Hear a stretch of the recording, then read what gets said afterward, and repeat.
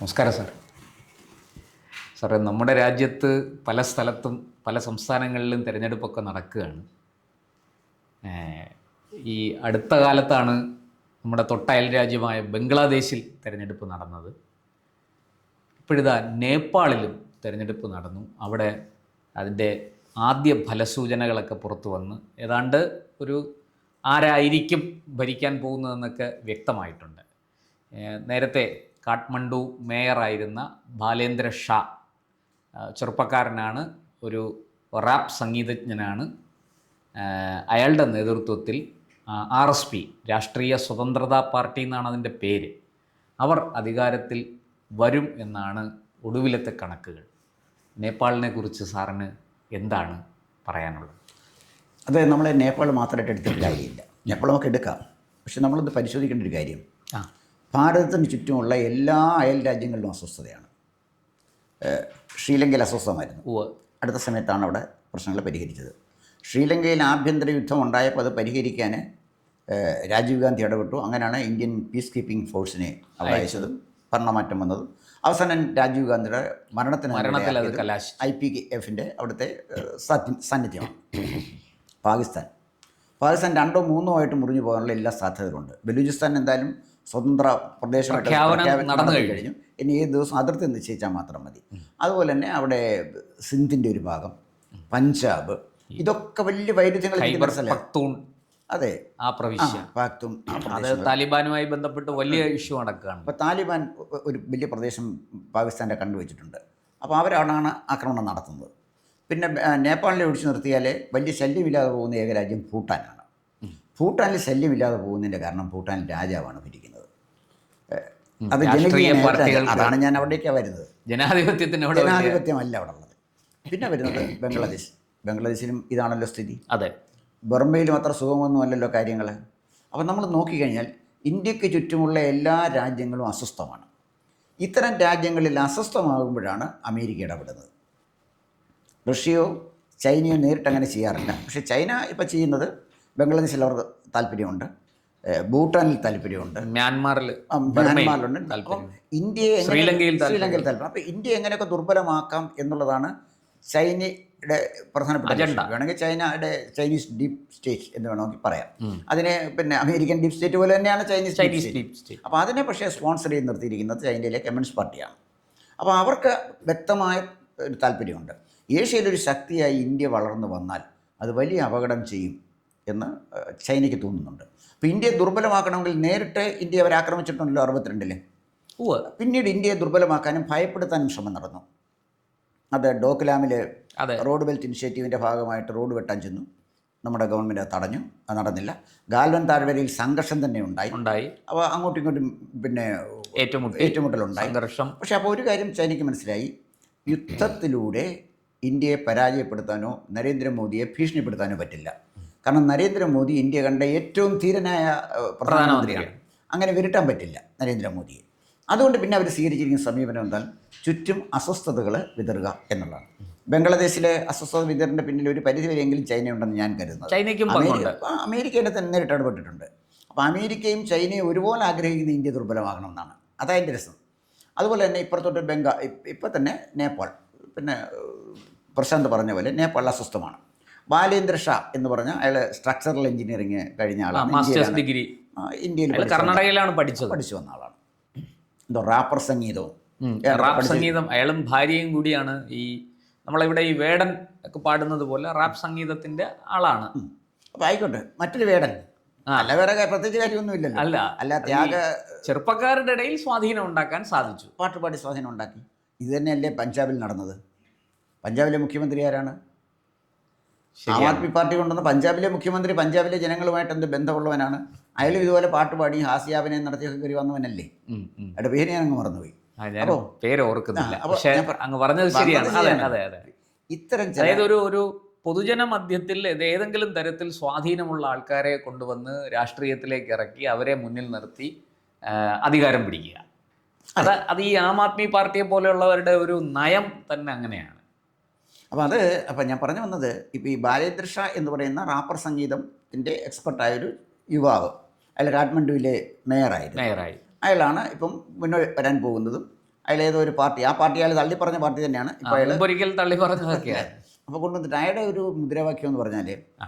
India വേണ്ട, China വേണ്ട, പാകിസ്ഥാൻ വേണ്ട, അമേരിക്ക വേണ്ട, അമേരിക്ക വേണ്ട, മറ്റ് രാഷ്ട്രീയ കക്ഷികളും വേണ്ട. അവിടുത്തെ മറ്റ് പ്രത്യേകിച്ചും കമ്മ്യൂണിസ്റ്റ് പാർട്ടി അടക്കമുള്ള രാഷ്ട്രീയ മാവോയിസ്റ്റ് പാർട്ടികൾ അടക്കമുള്ളവർ എല്ലാത്തിനെയും അയാൾ എതിർക്കും. അപ്പം ഇത് അതായത് വളരെ ഇമ്മച്ചുറായ, ഒരു കാര്യവിവരവുമില്ലാത്ത, ആരുടെയോ കയ്യിൽ കളിപ്പാവയായിട്ട് നിൽക്കുന്ന ഒരു മരം മണ്ടനാണ് ഈ ബാലേന്ദ്ര ഷാ. ആരുടെ കയ്യിലെ കളിപ്പാവ ആയിരിക്കാനാണ് സാധ്യത? സ്വാഭാവികമായിട്ടും അമേരിക്കയുടെ കയ്യിലായിരിക്കും. അമേരിക്കൻ ഡീപ് സ്റ്റേറ്റിൻ്റെ കാര്യം എന്ന് പറഞ്ഞാൽ ചൈനീസ് ഡീപ് സ്റ്റേറ്റ് ഇടപെട്ടെന്ന് നമുക്കറിയാം. അമേരിക്ക അങ്ങനെയല്ല. അമേരിക്ക ആദ്യം ഒരു രാജ്യത്തേക്ക് കടന്നു വരണമെങ്കിൽ ആദ്യം അവർ ഇവാഞ്ചലിസ്റ്റുകളെ കടത്തിവിടും, മതപരിവർത്തനം നടത്തും. അതെ, അതാണ് അമേരിക്കയുടെ സ്റ്റൈലാണത്. അതിന് റോമൻ കത്തോലിക്ക സഭയുടെ ശക്തമായ പിന്തുണ അമേരിക്ക. ഇന്ത്യയിൽ അത് പരീക്ഷിച്ചുകൊണ്ടിരിക്കുകയാണ്.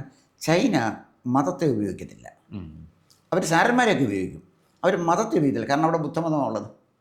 ബുദ്ധമതത്തിന് ഇങ്ങോട്ട് വിട്ടിട്ട് കാര്യമില്ലല്ലോ. പിന്നെ കൺഫ്യൂഷ്യസിൻ്റെ ചിന്താഗതിയോ അതൊന്നും ഇങ്ങോട്ട് വിട്ടിട്ട് കാര്യമില്ല. ഇവിടെ അതിനെക്കാട്ടി വലിയ ചിന്താഗതി ഇരിക്കുന്ന സ്ഥലമല്ലേ. അതെ. പിന്നെ ഇവിടെ അവർ ചെയ്യുന്ന ഒരു കാര്യം, ഇവാഞ്ചലിസ്റ്റുകളെ കടത്തിവിട്ടിയാൽ അവരാദ്യം ചെയ്യുന്നത്, ആദ്യത്തെ കാര്യം ആ പ്രദേശത്തെ സപ്രസ്ഡ് ആയിട്ടുള്ള ആളുകളെ അടുത്തേക്ക് ചെല്ലും. ഏത് രാജ്യത്തും അടിച്ചമർത്തപ്പെട്ടവരുണ്ട്. അമേരിക്കയിലെ പിന്നെ ജാതീയമായിട്ടാകാം, വംശീയമായിട്ടാകാം, ഒരുപക്ഷെ ഭാഷാപരമായിട്ടാകാം, സാമൂഹ്യമായിട്ടാകാം, ഏത് തരത്തിലും. അമേരിക്കയിൽ അടിച്ചമർത്തപ്പെട്ടവരല്ലായിരുന്നു ബ്ലാക്സ്.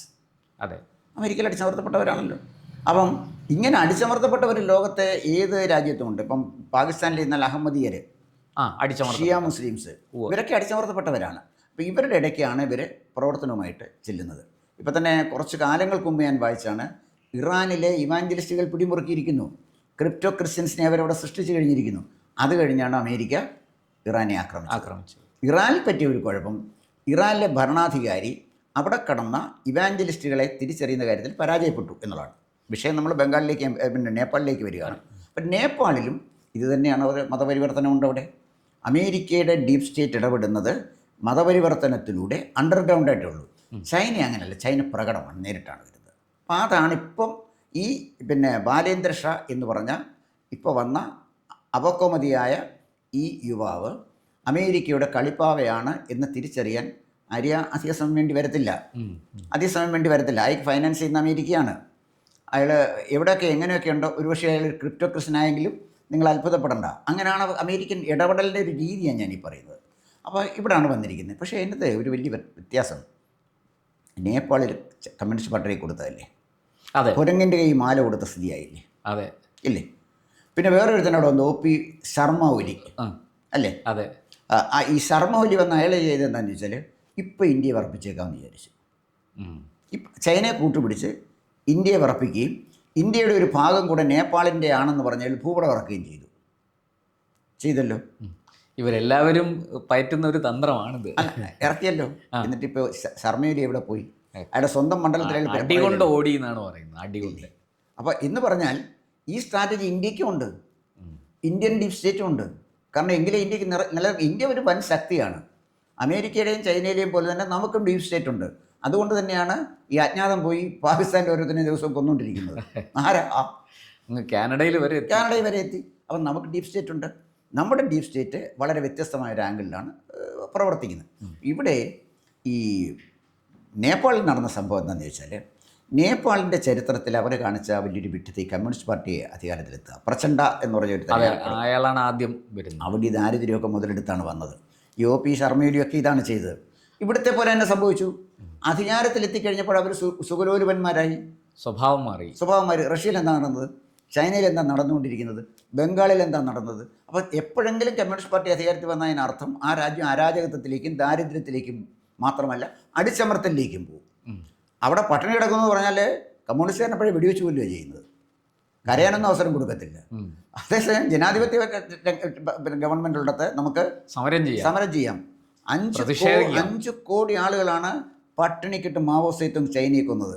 അദ്ദേഹം വലിയ ദീപപുരുഷനാണെന്നാണ് പറയുന്നത്. അപ്പം ഞാൻ പറഞ്ഞു വന്നത്, നേപ്പാളിൻ്റെ തകർച്ച തുടങ്ങുന്നത് നേപ്പാളിലെ രാജാവായിരുന്ന ബീരേന്ദ്ര ഷായുടെ മരണത്തോടാണ്. അതിൻ്റെ ഒരു കഥയുണ്ട്. അതിനകത്ത് ബീരേന്ദ്ര ഷായെ വെടിവെച്ച് കൊല്ലുമായിരുന്നു അദ്ദേഹത്തിൻ്റെ ഭാര്യയെ. അദ്ദേഹത്തിൻ്റെ മകൻ ദീപേന്ദ്ര, അയാളാണ് അയാളുടെ വിവാഹവുമായിട്ട് ബന്ധപ്പെട്ട തർക്കമാണ്.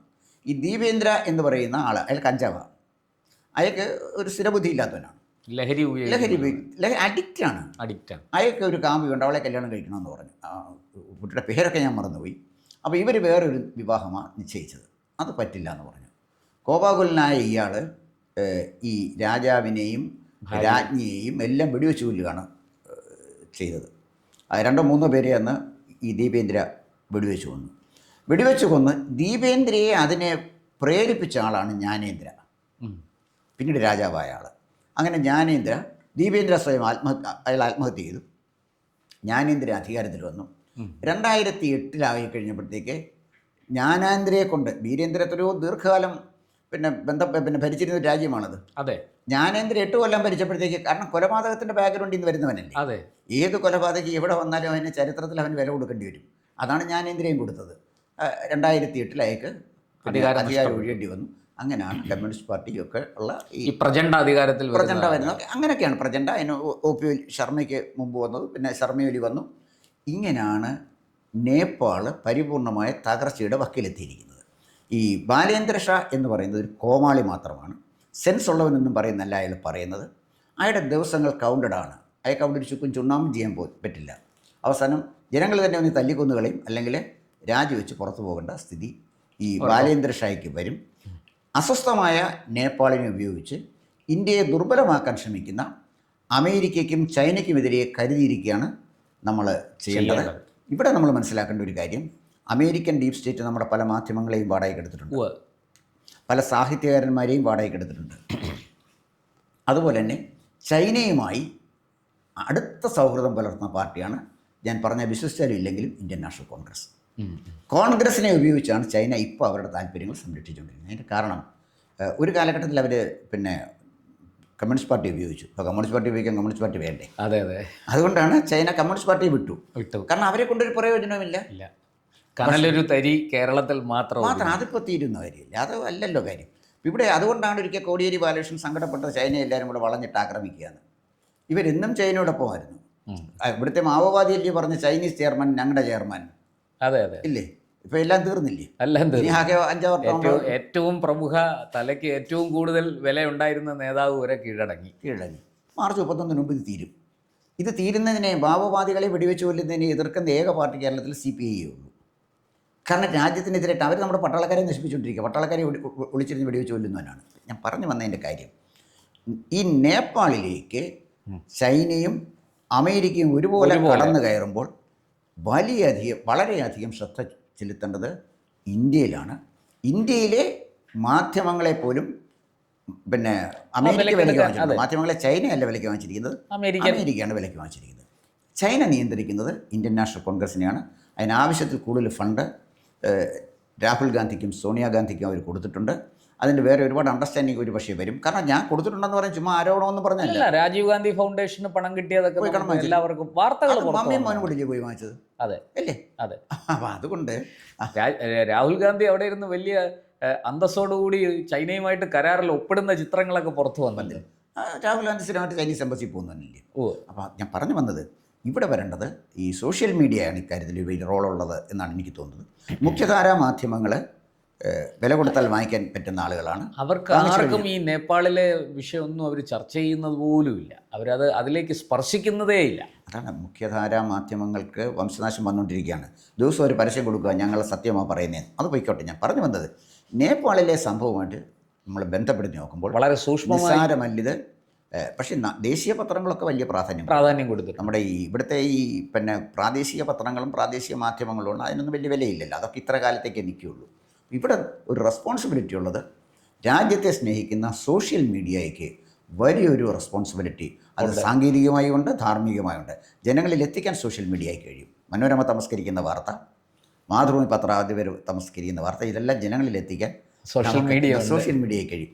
ഈ സോഷ്യൽ മീഡിയയാണ് രാജ്യത്തെ നിലനിർത്താനും രാജ്യസ്നേഹികളെ സംരക്ഷിക്കാനുള്ള ഉത്തരവാദിത്വം നമുക്കാണ്. അതാണ് നമ്മൾ നിറവേറ്റേണ്ടത്. തീർച്ചയായിട്ടും നേപ്പാളിനെ നമ്മുടെ കേന്ദ്ര സർക്കാരും നമ്മുടെ ഇന്ത്യൻ ഡീപ് സ്റ്റേറ്റും വളരെ ജാഗ്രതയോടെ സൂക്ഷ്മതയോടെ നോക്കി കണ്ടുകൊണ്ടിരിക്കുകയാണ്. അവിടെ നടക്കുന്ന ഓരോ ചെറിയ മാറ്റങ്ങൾ പോലും നമ്മൾ വളരെ ശ്രദ്ധയോടെ പരിശോധിച്ചു കൊണ്ടിരിക്കുന്നു. ഈ പറഞ്ഞതുപോലെ നേപ്പാൾ നമുക്കൊരു തലവേദനയായി മാറാതിരിക്കട്ടെ. നല്ല അയൽവക്കം എല്ലാ കാലത്തും നമ്മൾ ആഗ്രഹിക്കുന്നു. നല്ല അയൽപക്കമാണെങ്കിൽ നമുക്കും സന്തോഷം, അവർക്കും സന്തോഷം. അല്ലെങ്കിൽ അത് നമുക്ക് തലവേദനയും അവർക്ക് ദുഃഖവുമാണ് എന്ന് മാത്രമേ പറയാൻ. നന്ദി. കൂടുതൽ വാർത്തകളും വിശേഷങ്ങളും നേരിട്ട് ലഭിക്കാൻ ജനങ്ങളിൽ നിന്ന് ജനങ്ങളിലേക്ക് ജനഭൂമി ന്യൂസ് സബ്സ്ക്രൈബ് ചെയ്യൂ. ബെൽ ബട്ടൺ അമർത്താനും മറക്കരുത്.